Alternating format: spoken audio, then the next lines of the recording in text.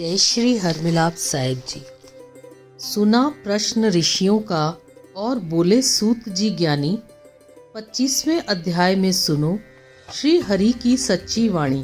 तीर्थ व्रत और दान आदि के करने से समस्त पाप नष्ट हो जाते हैं, मगर प्रेत योनि में रहने वाले को इसका अधिकार नहीं है।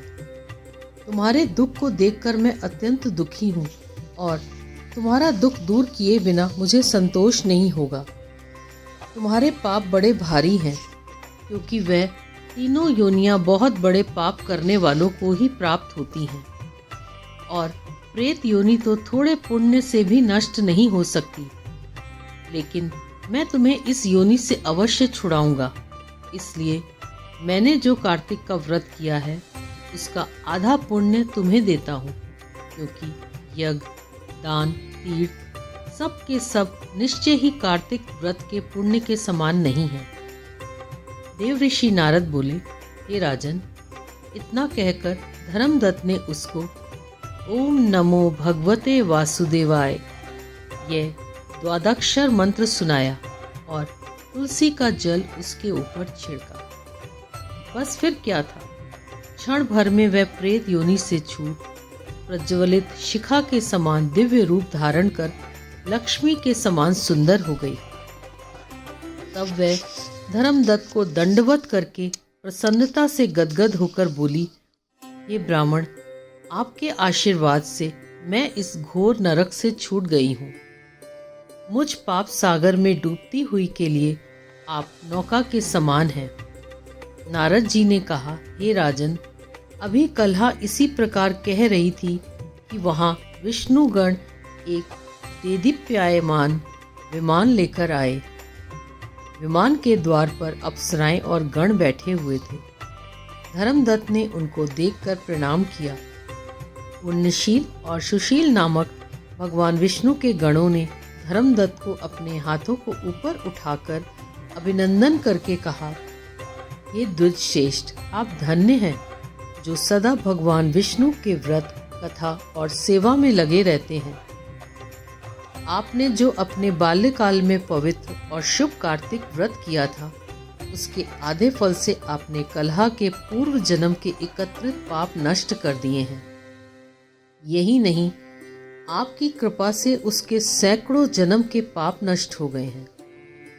आपके जागरण आदि करने से पुण्य प्रभाव से आकाश मंडल से यह विमान आया है। हे ब्राह्मण, अब हम उसे भांति भांति के भोगों से युक्त वैकुंठ में ले जा रहे हैं। आपके दान्य पुण्य के प्रभाव से यह भगवान विष्णु के पास रहेगी।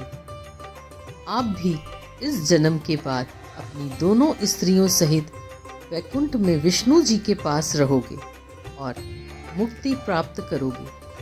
हे दया सागर, वे मनुष्य धन्य हैं और जन्म उन्हीं का फलीभूत है जिन्होंने तुम्हारी तरह विष्णु जी की भक्ति की है, क्योंकि भगवान विष्णु अपने भक्तों को भला क्या नहीं देते, जिन्होंने प्राचीन काल में उत्तानपाद के पुत्र को ध्रुव पर पहुंचाया, जिसके सुमिरन मात्र से प्राणियों की मुक्ति हो जाती है। प्राचीन काल में विष्णु जी ने केवल अपने नाम के स्मरण से ही आप द्वारा पकड़े हुए हाथी को हस्त योनि से मुक्त करके जय नाम देकर अपना पार्षद बना लिया। तुमने उसी विष्णु की सेवा की है, इसलिए तुम अपनी दोनों स्त्रियों सहित 1000 वर्ष तक भगवान विष्णु के पास निवास करोगे। जब तुम्हारा पुण्य क्षीण हो जाएगा, तब तुम सूर्यवंश में अपनी दोनों रानियों के साथ राजा दशरथ के नाम से प्रसिद्ध होवोगे, तथा यह कलहा तुम्हारे आधे पुण्य का भागीदार होने के नाते तुम्हारी तीसरी भार्या होगी। वह भगवान विष्णु पुत्र के रूप में तुम्हारे पास रहेंगे और देवताओं का कार्य करेंगे। विष्णु जी को प्रसन्न करने वाले तुम्हारे कार्तिक व्रत से अधिक महत्वपूर्ण यहाँ दान, तीर्थ आदि और कोई भी नहीं है। हे दया सागर, तुम धन्य हो क्योंकि तुमने जगत गुरु भगवान विष्णु को प्रसन्न करने के लिए कार्तिक मास का व्रत किया है, जिसके आधे पुण्य के फल की भागीदार कला है।